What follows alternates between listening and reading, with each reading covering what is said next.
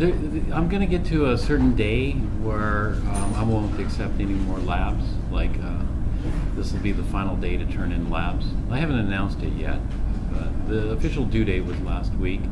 But I don't accept any late labs, so I'm kind of loose with the. But there is going to be a day when I'm going to sit down and grade them, and then I won't take any late labs after that. And so I'll let you know though when that date is. It's going to come up pretty soon. It depends. When I get the majority of them in, then I'll announce it. And so, yeah, there won't be any. Last Thursday was not the official last day to hand in labs? Last Thursday was not the official last day to hand in labs for partial credit. Oh, okay. So that's like. Okay. Yeah. Once the certain day hits, then there's 0 credit. So I give nothing. Okay. So you can still hand them in late. You can still hand them in late. You just won't get as much credit. That's all. Got it. But once I grade it, then and return them, then there's no turning in late labs. Okay. So if we turn them today, we're not taking full credit? Well, the way it works is, yes, normally you would, but what I'm going to do, though, is I'm going to give, my official policy is no late labs, but I was going to give it like what I did with the homework, a bonus for people who turned it on time, and then full credit. This will be like kind of the, so you'll get it. You'll get full credit. You just won't get the bonus. So that's it. After this series of labs, though, it's going to just be, there's going to be a due date. After that due date, I won't accept any labs after the due date. Okay.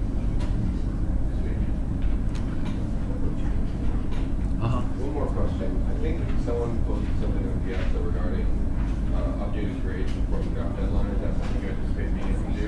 Yeah. Well, when's the drop deadline? Friday? The 11th. So. May 11th? Yeah. So what are we going to have? Yeah. You'll have the exam 2. I'm going to give back exam 2 today. I'll update the homework. I don't want to hassle. I don't. Because doing the homework is a bit of a pain. Getting the numbers out of that, and so and I had the due date for the homework at the end. So these are just kind of progress reports for your homework. Those aren't necessarily your final grade, right? But I'm not going to do another progress report for homework assignment 1 until the end of the semester, after the due date. And then I'll update the exam 1 homeworks. For exam 2, I'll do it. I took a snapshot of the progress up to the exam 2, so I'll update the grades there. But you still have time to do that until the end of the semester.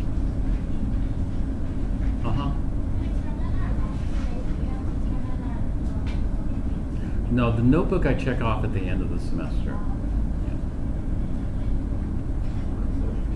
The notebook is worth a little bit of points, but not.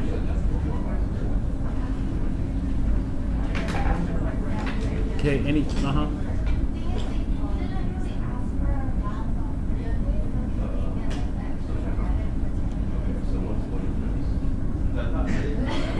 Like, were we supposed to get This is the polarity of your base right there. Yeah. On Thursday, you had it ready to turn in and it wasn't clear? Okay, turn it in. Yeah, that's all right. Well, what I'll do is I'll just, all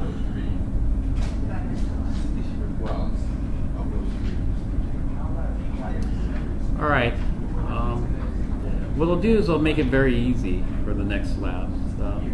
The due date for the labs will be 1 week after we finish the experiment. So that should be easy to keep track of. And so we haven't quite finished the titration. The titration we're going to finish on Thursday. Is that going to be more? Just the exact same thing, just running? Exact same thing. You should work on the calculations for part 1. The calculations are pretty straightforward, but I don't like the stoichiometry setup that they have. The stoichiometry setup that they have gets people in trouble in Chem 1A because they try to use the same equation in Chem 1A and it doesn't work. And so I'm going to show you an alternate calculation for that on Thursday.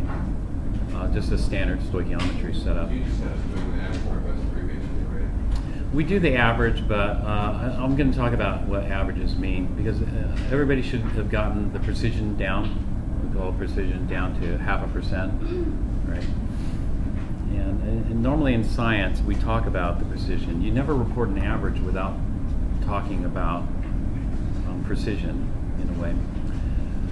And the way we show precision is you report an average. Let's say your average reading was 1.1205 molar. That was your average. But we don't know what the spread is. You know, what's the low result? What's the high result?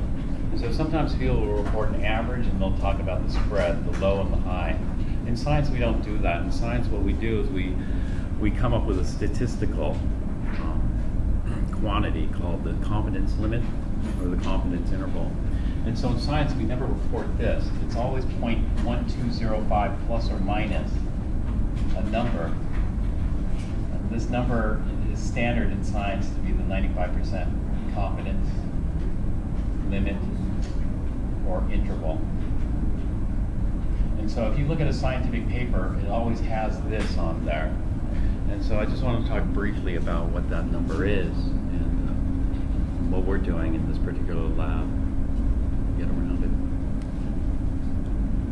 And so we aren't going to be reporting the confidence limit or the confidence interval, but we should have some idea of the importance of things.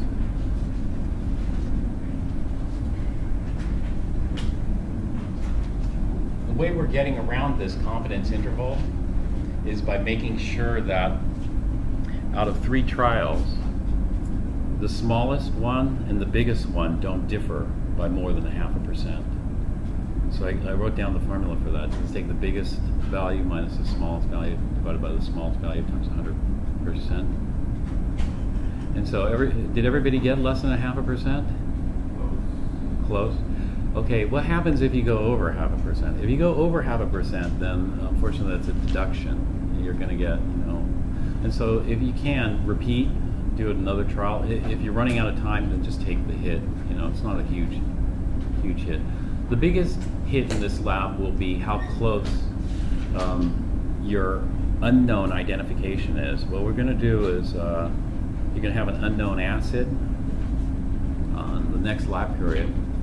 This unknown acid, you're going to have to get its molar mass. I'll show you the calculation for that.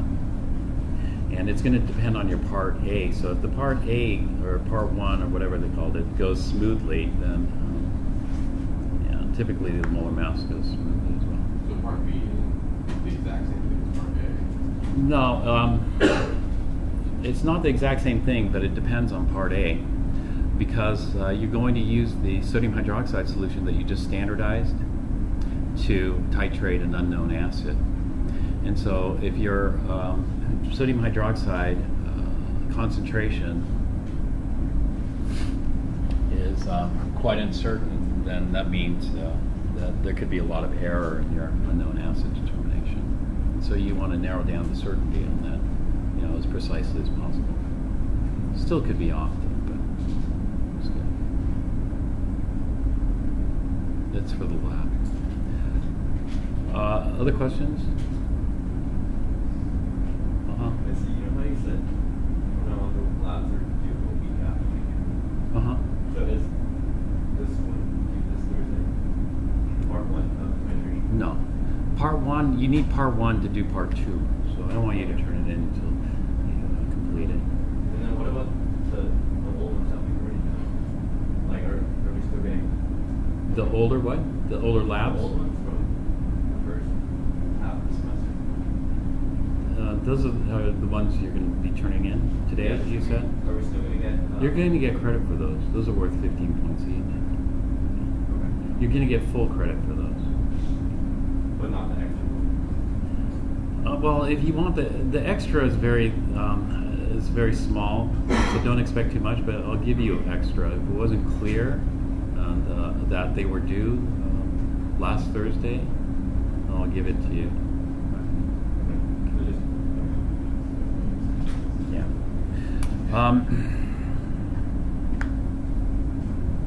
So it was just early bonus. They still give early bonuses for the homework. if you did exam 2 homework, you know, all the homework that you do up to the test is going to have like a bonus. That bonus is a little bit bigger than the bonus on the lab. The bonus on the homework is a full 10%, which is huge. The homework is already worth 20% of your grade, which is unusually high. You know, it's unusually high because it was supposed to be this this new thing where this is supposed to be this. Well, talking to the programmers, you know, it's supposed to be this artificial intelligence where it can tailor the homework assignment depending on where you're at, you know. But I'm not sure if it's very effective at all. Yeah, I don't think so. In fact, I really don't think. You know, it's not really AI, you know, this artificial intelligence, because there's a cap to how far you can take it. It's not very far. It's incredibly limited. But anyway, it was worth 20%. That should be 20% of easy points, I think. It's like free points. And so, you know, I would, unless of course you don't have time to do it, but I would put some serious time in there, because, you know, everybody should be able to get 100% mastery. It's just putting in the time. You get 100% on 20% of your grade, that's going to be a big boost, you know, to your overall score. But I saw that there's still people who have 0 points on the homework, you know, so make sure you start on that, because that'll be worth it at the end for sure. Normally my homework's only worth 10% of the grade. This is very unusual this semester. And so normally the exam is worth more as far as percentage goes. I make the exams usually worth 60% of your grade. Okay, other questions? So definitely do the homework. Another thing you want to do is, you know, obviously the homework's not going to help for some conceptual problems like multiple choice. And so how can you do better on those conceptual problems? And how you can do better is like, and this is what I like to do this too. I'd like, you know, and I don't do this. I don't do this because it's, for me, this is part of the learning process is you know, you're given information, and the scientific method is just like this. You're given a whole bunch of information. You have a whole bunch of data. All the data seems random. You know, it just seems like a jumble of numbers. It's like looking at the redox chart the first time. When you look at the redox chart the first time, it's just so random. So many numbers, so many symbols, so many things on there, right? But what you got to do is you got to look at it over and over again, and then you get some kind of story going with the redox chart, you know, as far as the connections go and that kind of thing. And so this is what I recommend doing. Like, for example, we were talking about quantum mechanics, so, you know, and so what you want to do is you want to, like, what did we talk about yesterday? Do you have a mental picture of what we talked about, or a story, a mental story of what we talked about yesterday? You know, and so what were we talking about yesterday? The light. Light was really important. What was the significance of the light?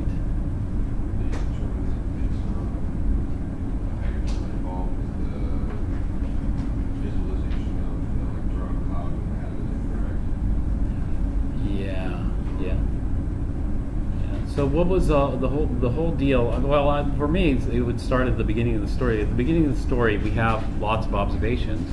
The charts, we have the acid chart over there, we have the redox chart over here, we have the periodic table over here. We have those charts. Those charts are all based on experimental observations.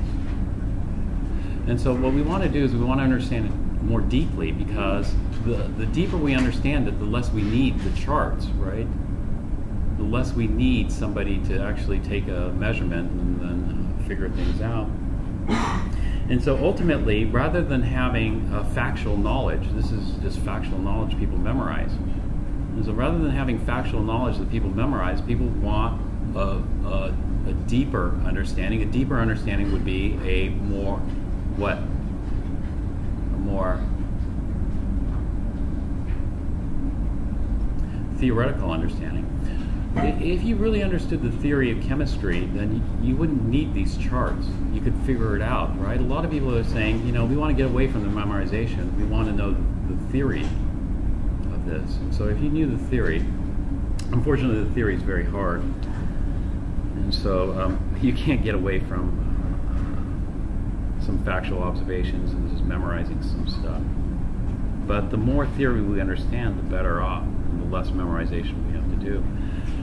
And so, thinking about the theory, you know, normally we look at charts like this and then we come up with some kind of hypothesis, but is that how the theory of chemistry was developed? Was looking at charts like this, a whole bunch of data? And no, it came about in a very seemingly unconnected way, because the theory of chemistry wasn't derived based on these observations, you know, the chemical properties. It was based on the light, right? The light patterns. So that's why the light patterns. And so we had something called unusual. Well, what's unusual about it? You know, unusual light patterns that led to the development of the theory of chemistry. Somebody tell me what was unusual versus what was supposed to be the usual. Well, let me tell you, the usual, you know, Newtonian physics, or classical physics they call it, has been around since Newton, the 1700s. Quantum physics didn't come until the mid-1900s. And so, you know, prior to quantum physics, you know, classical physics and physicists made a lot of predictions, and those predictions worked out. For example, it wasn't quantum physics that got people to the moon, it was classical physics that got people to the moon. And so classical physics still is quite successful. But classical physics predicted what for the hydrogen light bulb? Yeah, spectrum similar to the sun. Not exactly the same as the sun, because the hydrogen light bulb isn't going to get as hot as the sun. But, you know, it'd be something similar. In other words, a continuous spectrum. Merkel, the chancellor of Germany, she's got a degree in quantum chemistry. What is that? Quantum chemistry? Okay. There's a whole bunch of quantum. There's quantum biologists, quantum chemists, quantum physicists. You know, they all specialize in different parts. And so if somebody specializes in quantum chemistry, then they look at, and the dividing lines are very blurred. And so a quantum chemist might look at larger molecules and more complex systems. And the larger molecules and more complex systems, they have to make more approximations. That's what Mrs. Merkel, Chancellor Germany, that's what she does. Yeah. Okay, if you look at a quantum physics book, which I have a book this thick.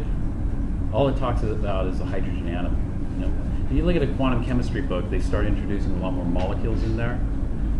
But when they introduce molecules, then they can't dig into it as deep. You know? So the running joke is that quantum physicists only deal with one element, hydrogen, whereas quantum chemists will deal with many elements and compounds. But it's a joke, because everybody knows that it doesn't matter if you're a quantum physicist or quantum chemist. You can work on anything you want. You know, it's related to quantum. That's all.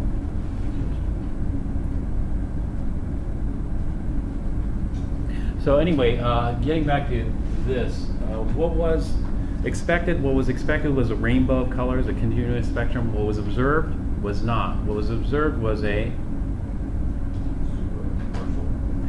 line spectrum, and that line spectrum told us that some energies were forbidden and some energies were allowed. And so why should there be forbidden energies? Well, Bohr just postulated that that's the way it is, but it makes a lot more sense if we think in terms of matter having what type of properties, in addition to matter having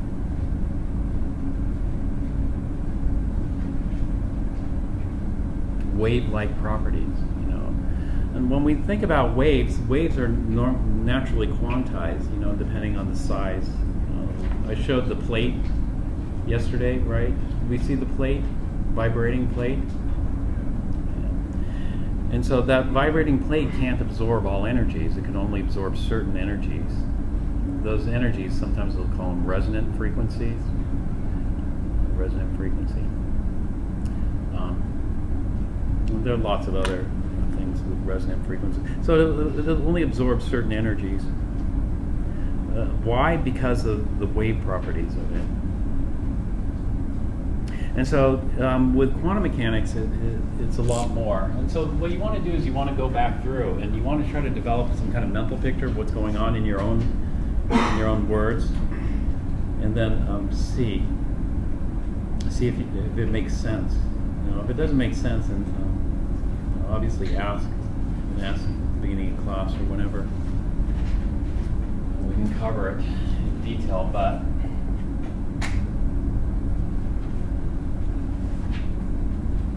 essentially what we want is we want a theory. You know, everybody wants a theory. Because with a theory, then you can make all the predictions you want. So let's take a look at this theory. This is quantum mechanics, aka quantum physics, aka quantum chemistry, aka quantum biology, whatever. It's all the same, you know. Quantum theory, it's all the same. It just depends on who's doing it. So when they have those new computers, like higher, faster than supercomputers, they're called quantum computers. That the word quantum, that just meaning those quantum computers. It's going to be coming out of Japan. They got some computers that are faster than supercomputers.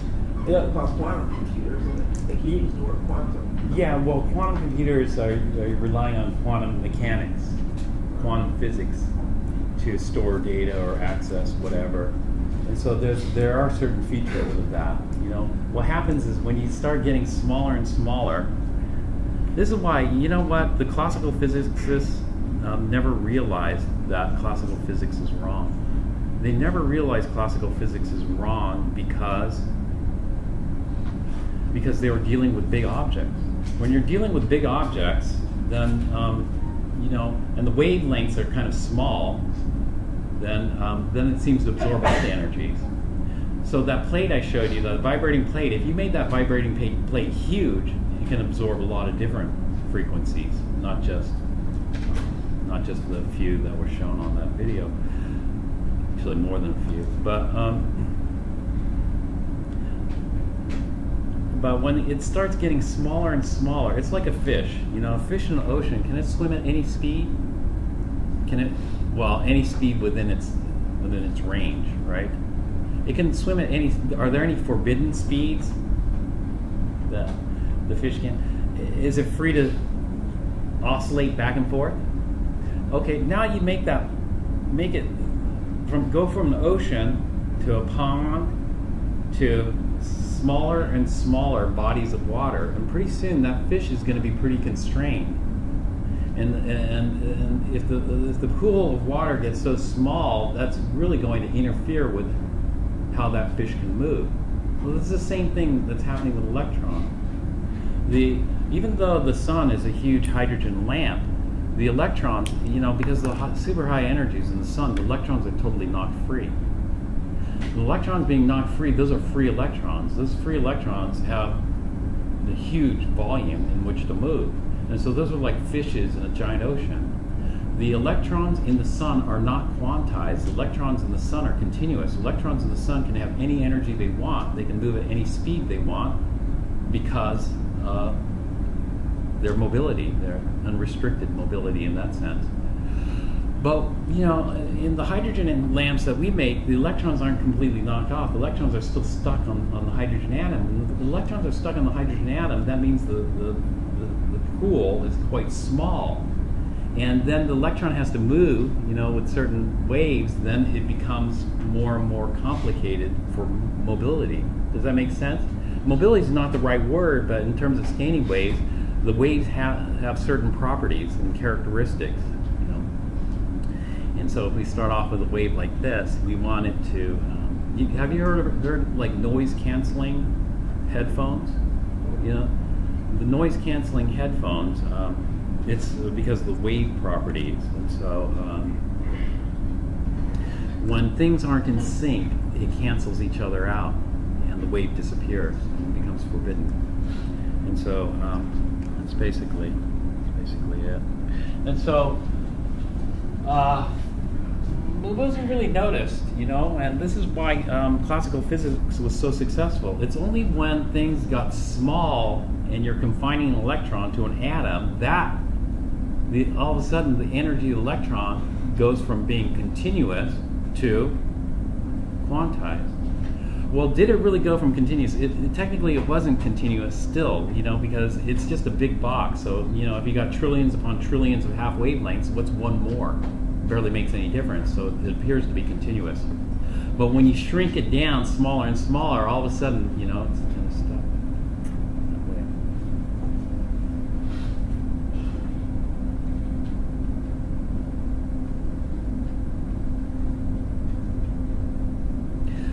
Okay, so for quantum mechanics,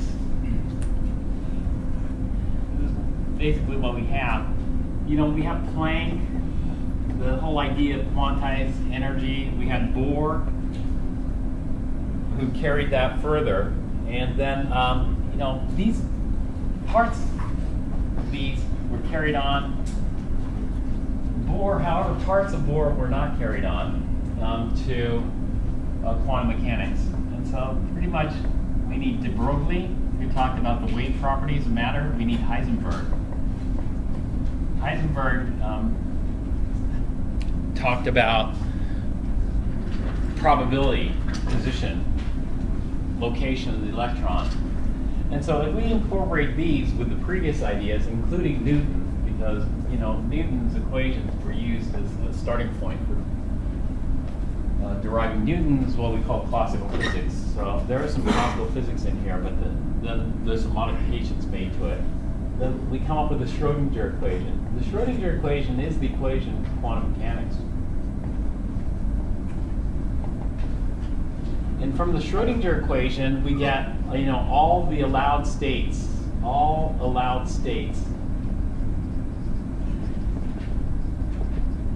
for the electron. In other words, what we say is that the Schrodinger equation yields a complete picture. Well, you know, a complete picture of the electron is very, very difficult to visualize, because an electron in certain ways behaves just like light, you know. In other ways, electrons behave just like particles. So are they light or are they particle? It turns out they're neither. You know, they're neither light nor a particle, so they're pretty hard to visualize. And so all allowed states for electrons. So sometimes we think of electrons as being particles, you know, they have mass. Other times we think of them as being light. They'll interact with things just like light would. And so all allowed states of electron, well, what do we want to know? We want to know the energy, and we want to know the position. The position is going to be given in terms of probability because of the Heisenberg uncertainty principle. And so if we know the position and the energy, what we call these allowed states are orbitals. These are the orbitals. Now, the name is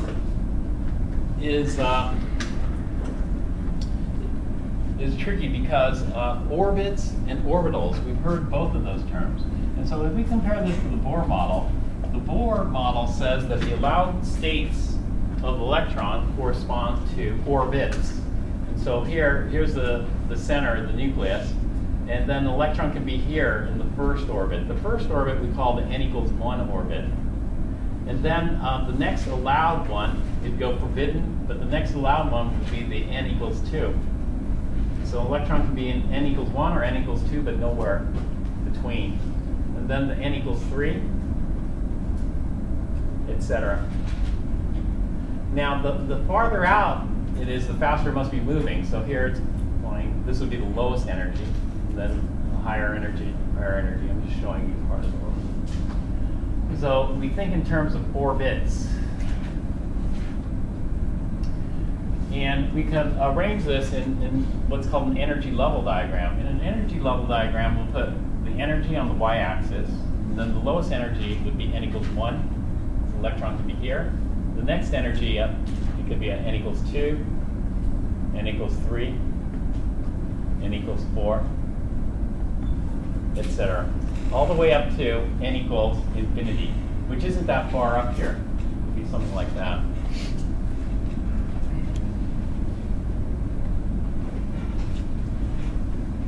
And so that's what Bohr came up with. What do you know about the quantum mechanical model here?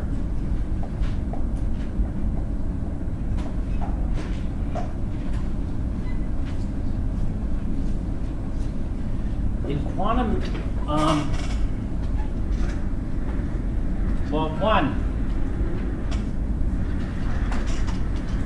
in quantum, instead of having orbits, we have orbitals. And so what do orbitals look like?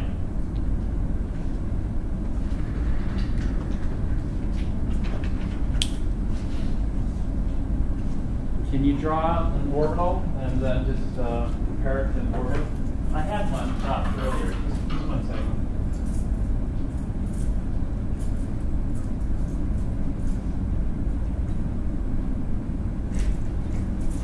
I need to grab my orbital.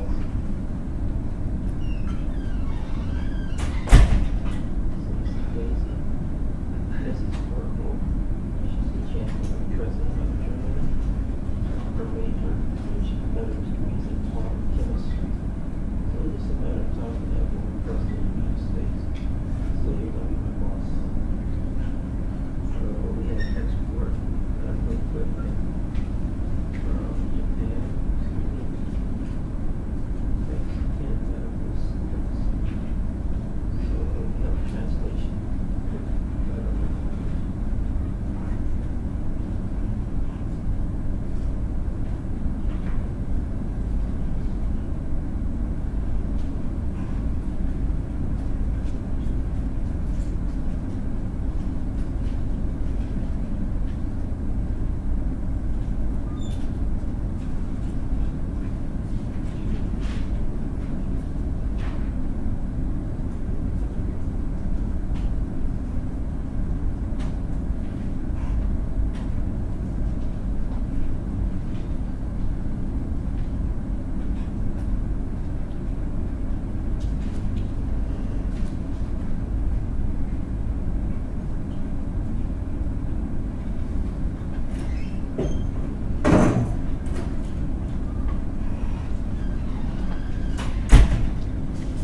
These are what the orbitals are going to look like. If you recall from the 2D thing, some of these shapes kind of look familiar from the 2D plate, right? It's because of the wave properties of it as well, which gives it this shape like this. And so we have some orbitals. It's totally different than orbits, which are just these like a satellite orbit. And so the orbitals, let's try to draw some of those here. The first allowed one is going to look like this. And we use do you recall what I called it? It's kind of like the bird's nest. When we think about Heisenberg's uncertainty principle, we have the nucleus here, and the electron is like the bird. We can't really pinpoint its position. Like at any second, it might be here. In the next second, can you pinpoint where it's going to be? It could fly off anywhere. And so what we come up with is a probability distribution like this, or electron cloud, or a probability distribution cloud, something like this. And so this would be the first orbital.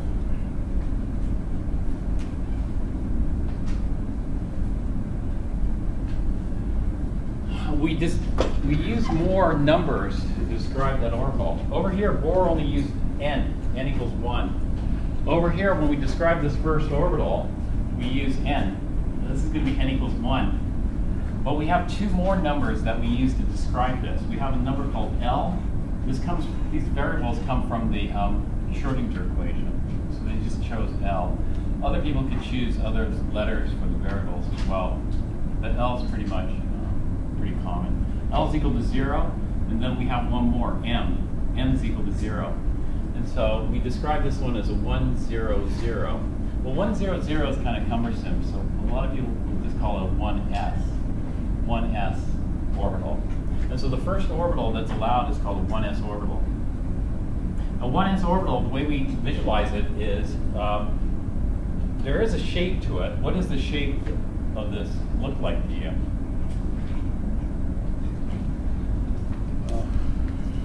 It's definitely not the cloverleaf shape like this, or like a dumbbell shape like this. It is, and it's missing. Somebody has it. I don't know who has it. It's a spherical shape to this. Now, what we're going to do is to get a better read on the shape. We're going to look at all the dots. So each dot represents where the electron might be in an instant of time. And the more dots there are, the higher the probability that is. And so what we're going to do is we're going to come up with an artificial boundary. This artificial boundary, we'll say, is going to capture 95% of the dots. So 95% of the dots are within this dashed line, 5% of the dots are outside. This is not a hard shell, there's no wall. You know, this is not like a doggy barrier or something like that, or electrical fence to keep in the electrons. The electrons are perfectly free to go outside this. The only thing this shows is that there's a 95% probability of finding the electron inside, a 5% probability of finding the electron outside. Well, that gives us a convenient way to kind of gauge the size of this because there are no hard surfaces here. And so another way of visualizing the 1s orbital is just by its 95% boundary. And so that's what we see here. You know, all these would represent a whole bunch of dots in an electron cloud here. And so this surface represents that 95% of the dots are within the surface, 5% of the dots are outside that surface. Okay, so it gives us an idea of the shape and the size of this. So this is 1s. And so we write it here. So this is our first orbital. This is the first orbit here. Okay, then over here we'd write the energy. Over here it would be a 1, 0, 0. And I'm not going to write NLM each time, but the first numbers for N, the second is for L, and the third is for M. Or we could call this a 1s orbital for short. This line represents that this 1s orbital has this energy here. And I'm not putting any numbers on the scale here, but it's going to have this energy. All right. The next allowed energy, you know, all the energies would be forbidden until we hit n equals 2. In quantum mechanics, in the Schrodinger equation, that's going to look like this. When we get to n equals 2, we're going to have the 2, 0, 0 NLM orbital, aka the 2s orbital. Now the 2s orbital is going to be higher in energy. Well, if the electron has higher energy, then what's going to happen? Well, there's going to be a greater probability that that electron can be farther away from the nucleus. And so if we're looking at a 2s orbital, the difference between a 2s and a 1s orbital is a 2s orbital is going to be a lot bigger. The electron has a lot more energy. It can be farther out from the nucleus.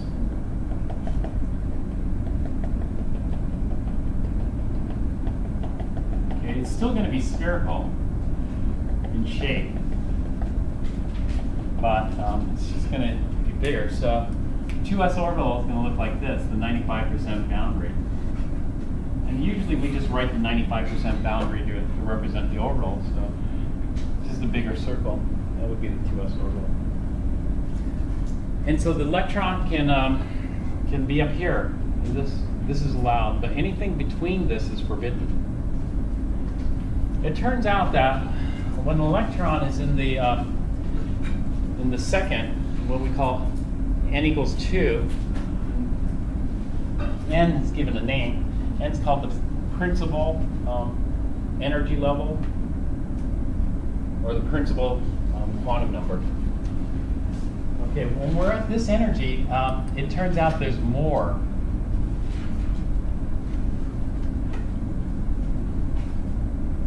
orbitals that it can occupy at that same energy. And the difference in this is the shape of the orbital. There are 3 more orbitals that an electron on the second, we'll call this the second energy level or the second floor, can occupy. And that would be a 2, 1, minus 1, a 2, 1, 0, and a 2, 1, 1. These have a different shape to them. For example, a 2, 1, minus 1 is going to have a shape like this. Here's the nucleus here in the center. And so this will be a 2, 1, 1, or 2, 1, minus 1. We'll go with that. And there's going to be a chance that the electron's over here on the left, like this. A chance the electron's over here on the right.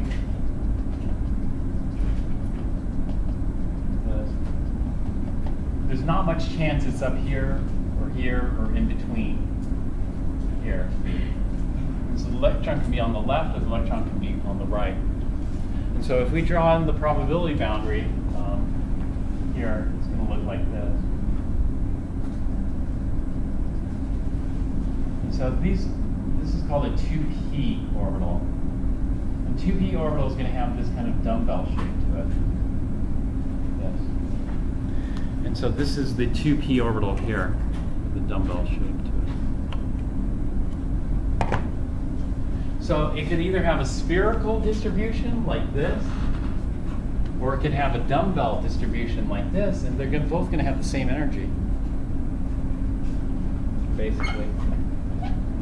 Well, we have other 2p orbitals too. All these are 2p orbitals, and so we differentiate them.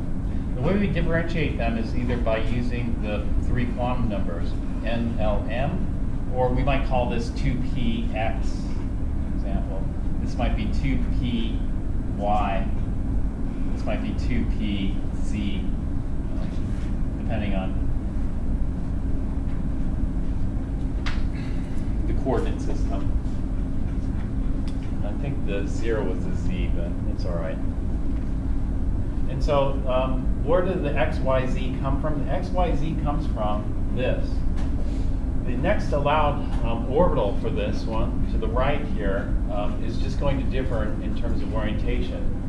And so if this were on the x-axis, then what we'll do is we'll rotate this so that the clouds are on the y-axis instead.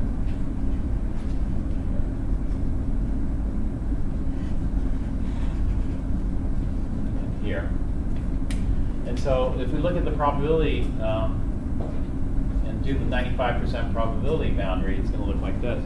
And so this will be on the x-axis here, and then if we rotate it, it'll be on the y-axis. So it's going to look the same, it's going to have the same energy, it's just tilted 90 degrees.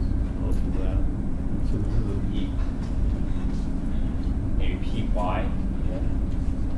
And then we have a third one. The third one is going to be sticking out of the plane, let's say. So we'll have some dots coming out, and some dots going in. So this is just rotated, so I'm sticking out. Show that like this. So what Bohr said is, if an electron gets excited, that is, if it gets promoted up here, you give it some energy, it gets kicked up here. Bohr said it's occupying the second radius. But in quantum mechanics, it could be occupying one of these 4 orbitals here. One of these 4 orbitals. They all have the same energy. Okay, then we go up. So instead of going to the third orbit, we would go to the n equals 3 energy level. So we're going to call this the n equals 1 energy level. And then the n equals 2 energy level. And the n equals 2 energy level, there are 4 allowed states or allowed orbitals. Now we're going to go to the n equals 3. When we get to n equals 3, it's going to look like this. This is going to be the 3, 0, 0, or the 3s orbital. And just like this, we're going to have 3p orbitals as well. It'll look like this. So we'll have the 3, 1, negative 1, 3, 1, 0, 3, 1, 1. And we can designate all these as 3p orbitals, or we can be specific. Maybe this one's a 3px. This might be the 3p along the z, or the y. This will be the 3p z.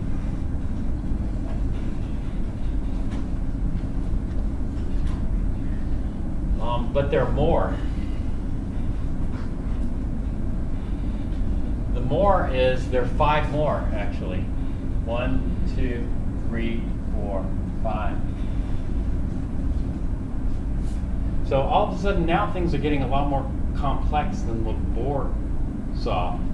When we look at the Bohr, you know, it's just the first orbit, the second orbit, the third orbit.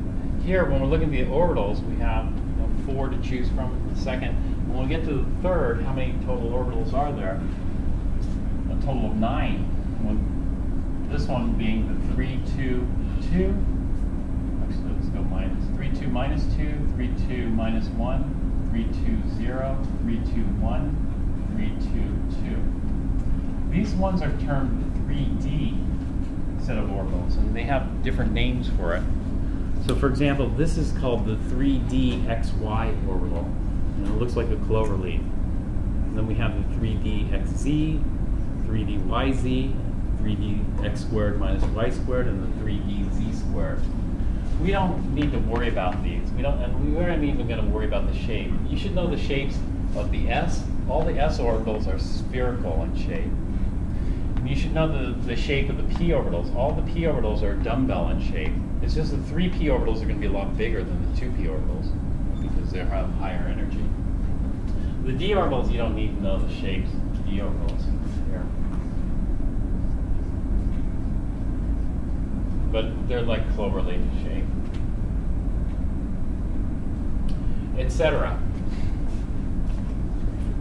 All the way up until n equals infinity. N equals infinity is not infinitely far away, interestingly enough.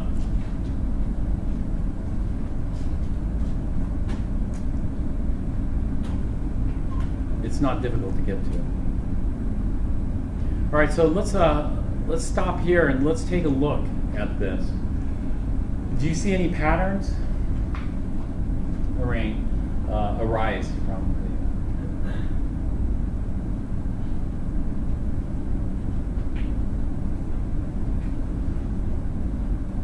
the... I see one pattern. For a given n, there are blank orbitals. When n equals 1, there's 1 orbital. When n equals 2, there are 4 orbitals. When n equals 3, there are 9 orbitals. If we keep going up here, we're going to see that for a given n, there are going to be n squared orbitals. So when I get to n equals 10, how many allowed orbitals are there when I get to n equals 10? 10 squared would be 100 orbitals. There are going to be 100 orbitals at n equals 10. Can I figure out what they are? And so do you see another pattern, a mathematical pattern that we can use to figure it out what they are? And there is, indeed, a mathematical pattern. We can figure it out. This mathematical pattern comes from the Schrodinger equation. And so we can derive these mathematical patterns from the Schrodinger equation, or we can just derive them from this. I'm not going to derive all of them. There are a bunch of mathematical patterns. But these are the ones we'll talk about right now, and that is what n is. And if you were to describe n, what is n telling you? N is telling you the energy. You know, the higher the n, the greater the energy. And so, and we give a name to it. It's called the principal quantum number, or the energy level. Energy level. Energy level. First energy level, second energy level. And when we look at n, what are the allowed values of n? Well, the lowest is 1. And that means 0 is not allowed. And so what's the next allowed value of n? Can I have 1.5? No, the next allowed value is 2, 3, etc., all the way up to infinity. And so I don't see an n equals 0, and I don't see anything in between. It's got to be an integer. And so 1.1 is what we call forbidden. Why is it forbidden? It's forbidden because it violates the Schrodinger equation. It would be like this. 2x is equal to 6. 2 times x is equal to 6. Can x be 2x equals 6? Can x be 2? If x were 2, then we get 2 times 2, which would be 4. This would violate the equation. Just like any other numbers here will violate the Schrodinger equation, and that would be forbidden. Those states don't exist. Do we see any other patterns here? Well, why do we want to know the patterns? We want to know the patterns so that we can predict. Obviously, you can just keep building this higher and higher, assuming things kind of go the same way, but eventually we don't want to start here at ground zero. I might go like this. I might ask a question, you know, when n is equal to 100, you know, how many orbitals are there? Well, one, we could just keep going. N equals 2, n equals 3, n equals 4, all the way up to n equals 100. Follow some kind of pattern there, but it's too much of a pain. It'd be much easier if you can see and see that pattern and then condense it into a simple equation. And so how many orbitals are there at n equals 100?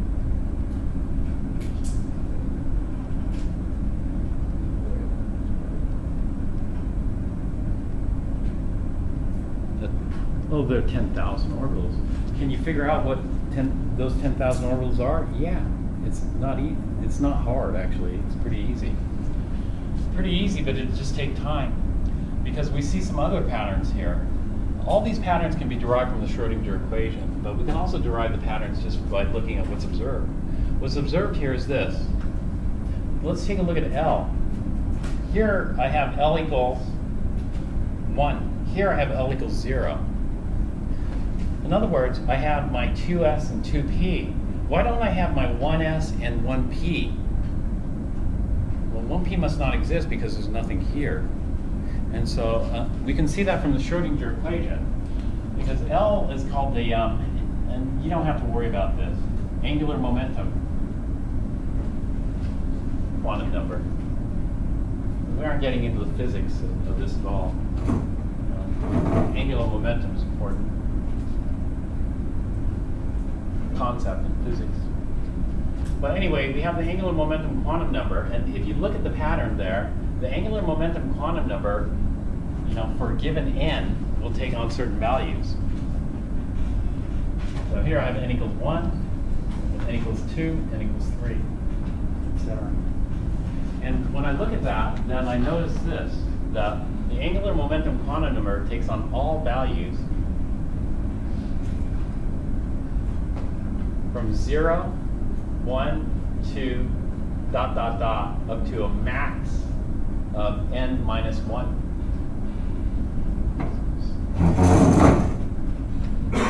For a given n.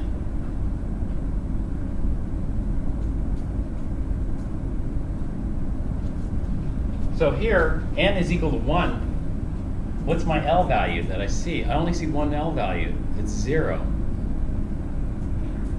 Well, why don't I see an L value of 1? I don't see an L value of 1 because that would violate the Schrodinger equation. The Schrodinger equation says the max is not n, the max is n minus 1. And so if my n is 1, then the max value is 0.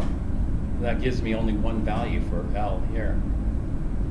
So I only have one orbital here. Now, if I go here, n is 2. So what's allowed?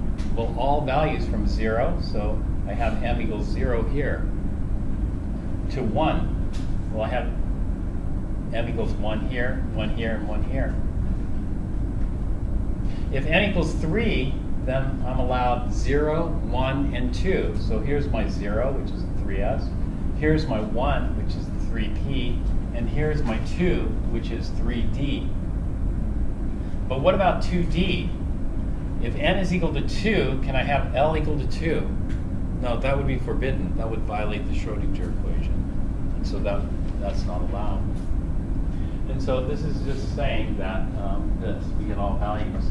Now, when L is 0, that's an s orbital. When L is 1, that's a p orbital. When L is 2, that's a d orbital. And it just goes like this. It goes s, p, d. What do you think comes after d? It's hard to say. I mean, s, p, d, where do these come from? But what comes after d is f. And after f is g. After g, H. And so it goes alphabetical. Once we hit F, actually D, S, P, D, these are abbreviations for something. And a lot of people think S is abbreviation for spherical. It's, when L equals 0, we have an S-type orbital, which is spherical in density distribution. But that's not where S comes from. S comes from spectroscopy. And what they notice in spectroscopy is there's a very sharp peak in the spectrum. There's a very sharp peak in the spectrum that's due to electrons being in this S orbital. Although it's a very sharp peak, it's not the biggest. The biggest peak is the principal peak, the P. This is for certain elements. And then there's a very diffuse peak, which is D. And so SPD have their origins in spectroscopy. F doesn't. F is just alphabetical. F, G, H, I. So let me ask you this. How many orbitals are there in an F? We call this, if I call this a level, do you know what I call these? I call these sublevels. So I have the 3S sublevel, I have the 3P sublevel, and I have the 3D sublevel. Sometimes the sublevels are called subshells, depending on how we look at it. And so sublevels, subshells, same thing. And so if I'm in the F, how many orbitals do I have? Now, do you see a pattern here? When L is equal to 2, I have how many orbitals? 5. When L is equal to 1, I have 3 orbitals. When L is equal to 0, I have 1 orbital. And so do you see a mathematical pattern there? There is a mathematical pattern. We'll talk about it. But before we do that, the other pattern that we can see from the numbers is this. M, which is called the magnetic quantum number. The magnetic quantum number takes on all values from minus L plus 1, or actually it goes minus L to minus L plus 1, dot, dot, dot, through 0, dot, dot, dot, through L plus 1, or L, not plus 1, L minus 1, sorry. L minus 1 to L. So all values from minus L to plus L, integer values. So this is what we have. If L is equal to 1, then the M values are going to be all values from minus 1 to plus 1. And so what are all the values? Minus 1, 0, 1. When L is equal to 2, then we're going to go from minus 2 to plus 2. So we'll go minus 2, minus 1, 0, 1, 2. That gives us 5 orbitals. If we're in the F, what is L equal to? We're in the F. Well, S is 0, P is 1, D is 2, F is 3. And so when we're at the F, we're going to go through all values from -3 to +3. So it'll be -3, -2, -1, 0, 1, 2. That gives us 7 orbitals. In other words, the mathematical pattern is like this. There are 2L plus 1 orbitals in each L sublevel or subshell.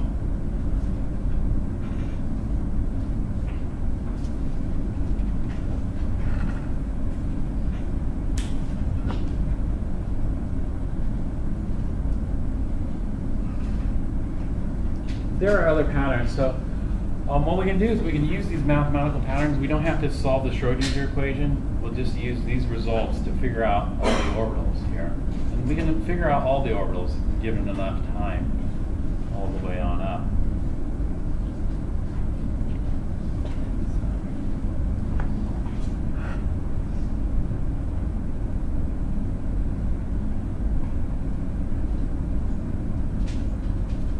Let me show.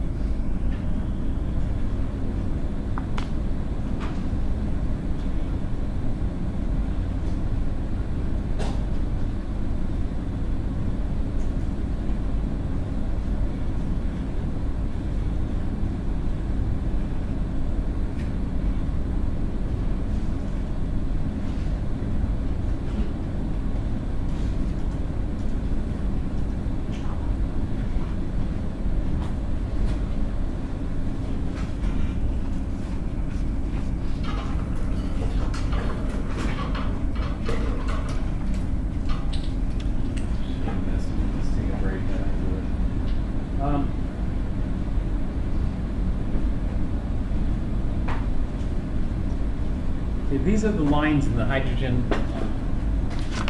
atom spectrum. So we don't see the rainbow. We just have very specific lines that are shown here. Not all of them are visible, but then a whole bunch of forbidden areas. Bomber, this is credit to Bomber. It's called the Bomber series. Each of those lines corresponds to what we call electron transition. And so what happens is, for example, the red line there corresponds to an electron being excited all the way to the 3rd floor.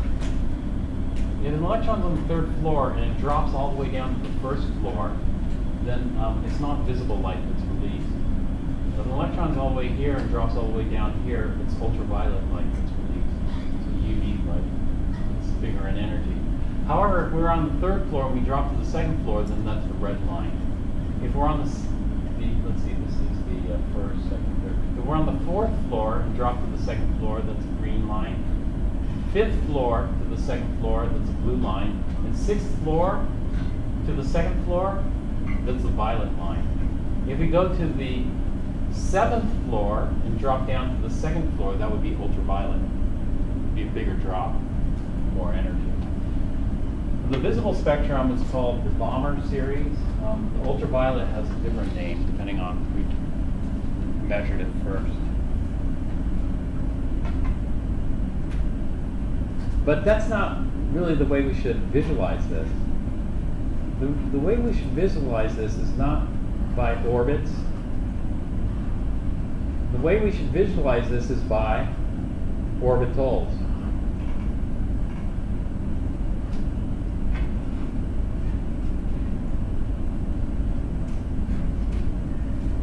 And so this is the hydrogen atom here. The hydrogen atom, we see in the 1st energy level, we have this. And here, this would be the 2nd energy level. In the 2nd energy level, we have 4 orbitals that could be occupied. And these orbitals are all the same energy. So they're at the same energy in the hydrogen atom, 2s and 2p. Then we go up to the third energy level. We have a total of 9 orbitals and 3 sub-levels or 3 subshells. The 3s, the 3p, and the 3d set of orbitals.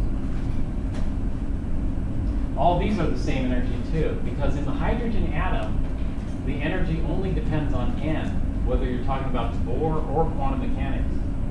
The reason Bohr failed is because, well, one of the reasons is because the energy for multi-electron species depends not just on n, but it also depends on L. And so don't worry about the fact that the 1s is way lower in energy here. That has to do with something else. But let's take a look. For multi-electron species, what's going to happen is we're going to lose this. And so it's not just simply an n equals 2. Now we have 2 choices here. We have the spherical shape and we have the dumbbell shape. The 3 dumbbell shapes are all the same energy, but they just differ in orientation. The spherical shape appears to be lower in energy than the dumbbell shape here. And so now we have 2 possible energies that can be occupied here. So what's going to happen is that the spectrum is going to be a lot more complex than what's predicted by Bohr. Bohr predicts a very simple spectrum. But when we get to multi-electron species, the spectrum become quite a bit more complex. Okay, so what we need to do is we need to look. This is for the hydrogen atom, the H atom. And this is only valid for the H atom. Oops, actually,